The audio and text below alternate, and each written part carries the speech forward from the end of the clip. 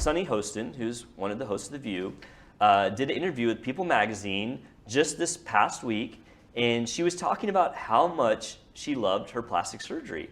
And I was like, wow, that's really interesting, because most celebrities don't, talk about plastic surgery, or they will say that they had a bad experience. And I was like, wow, I wonder, what she had done that she loved so much.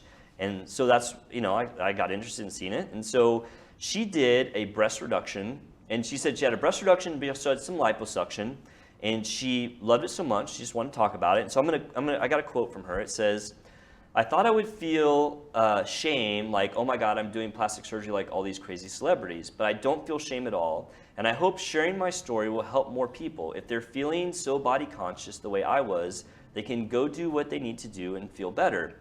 And when, in reference to plastic surgery, she said, "I wanted to be honest, and I'm so happy I did it." I was like, well, that's so nice. And so, I wanted to kind of just talk about that a little bit, because of course I want to know what she had done. It's like, what plastic surgery procedure did she have done that made her so ecstatic? And if I had to have guessed, I would have guessed that breast reduction might be one of them. Every time somebody gets a breast reduction, they're always like, thank God. I agree with that. I honestly built my practice doing breast reductions. When I moved up to where I'm at now, for some reason the guys who were there were not doing a lot of them, and there was just a ton of people that wanted them, and I was doing 2 or 3 a week forever. And this is back when insurance would pay for them, which we'll talk about in a minute. It's kind of changed.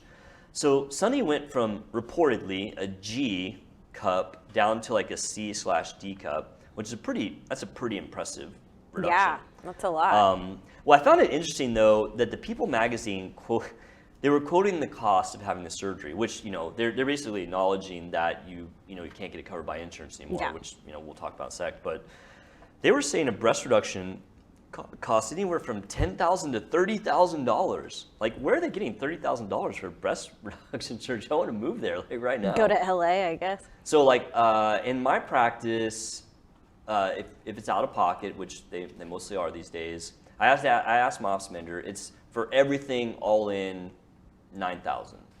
So we're actually under like their lowest range, which is good. And that actually has just gone up. I don't know if we ever talked about this, but with all of the inflation stuff, the cost of plastic surgery has gone up about 30% in the last year.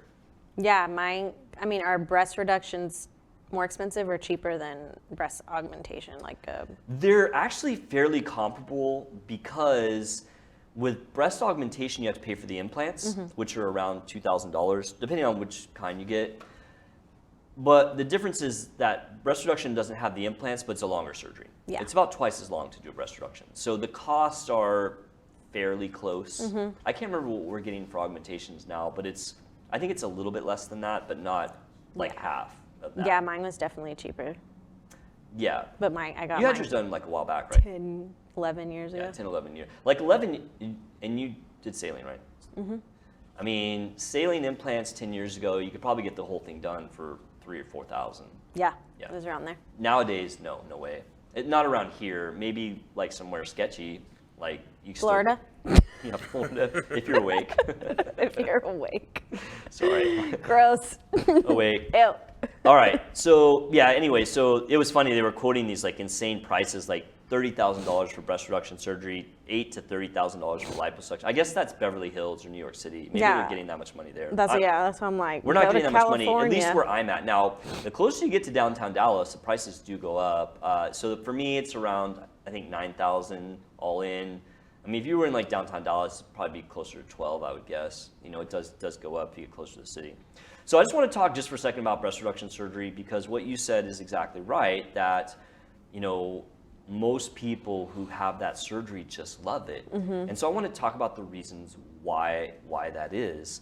Because I've heard so many times in the patients I've done breast reduction surgery on, oh, I wish I had done this, 10 years ago, and this is the greatest thing ever. I hear that literally all the time, and that's why I kind of struck a chord whenever she, went on to say that, because my experience with that is the same. Yeah.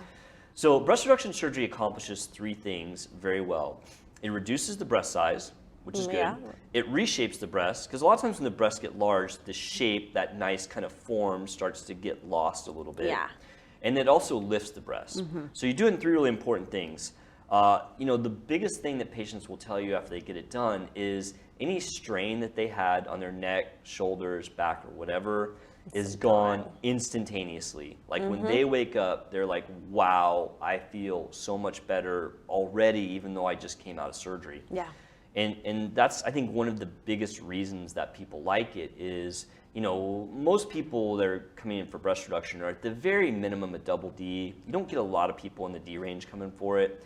And when the breasts get that large, just the weight of them starts to cause stress, shoulders, neck, back. And then also the fact that the breasts hang farther away from people also puts even more strain. I always give people this example when they come in for breast reduction surgery. It's like half of the surgery is just bringing them where they belong. Because if I was to take this coffee cup and hold it like this, I could probably hold it here for a couple of minutes, but eventually it's going to start, causing discomfort to me because it's not in a very, ideal location. If I were to take this coffee cup and put it right here, I can hold it for a day, because it's less stressful. And that's one of the reasons that breast reduction surgery is so beneficial in taking that pain and stress off. And then people always look better. As long as the surgeon is good, people always look better after breast reduction. Always. The shape gets better, just the position of the breast.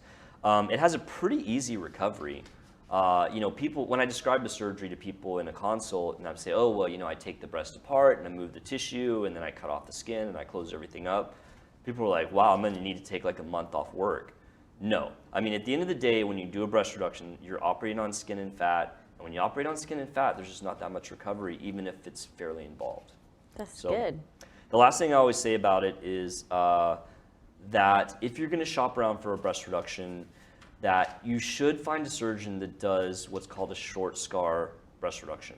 Nowadays there are 2 very distinct ways that this surgery is done. There is the anchor pattern called the Wise or the keyhole that's been around for about 100 years. And then there's the short scar variants that have been around for about 20 years. And I was initially trained to do the kind of classic way, and then when I did a fellowship in breast, I was taught how to do the short scar, and that's all I do anymore. Yeah. I would never do the old school way because the risk of healing problems is so much higher. The short scar gives you about half the scar, and it gives you just a tiny fraction of the risk of healing issues. Yeah. So if you're Makes out there, sense. I said makes sense. yeah, I mean, surgery in general moves towards being less invasive. Yeah. And so, plastic surgery is no different, and that's just one example of, in plastic surgery, how we're making things easier with less risk by, it's actually harder to do it that way, because people always ask me when they come in for a consult, oh, well, if this way is so great, why does the other way exist? Well, it's actually more challenging. It's more... more challenging for a doctor. Yeah, definitely more challenging. Yeah. I mean, I had to do about 50 of those short scars before I really felt comfortable with it because of the fact that it's less mechanical, step-by-step, and more artistic. It is a very artistic surgery where if you don't have the eye for it, you can get off the path and end up having an outcome that you may not want. So, but yeah, I appreciated the fact that she went on and said all those nice things, because one, I mean, it's interesting to me because I do those surgeries, and 2, I think it's good that people, hear that it is okay to do things, to improve upon yourself and not feel stigmatized by it. I think nowadays, not as many people feel the stigma of, oh, I had plastic surgery, but some people might. And for her to come out and say that, oh, I did this thing and it was just such a great experience, I think one is I don't want to say brave, but it's big of her to do that. Yeah. I mean, she could have not said anything. And I think she's doing it in a good place of wanting to help people, and I just admire that. So. Yeah, that's a good story.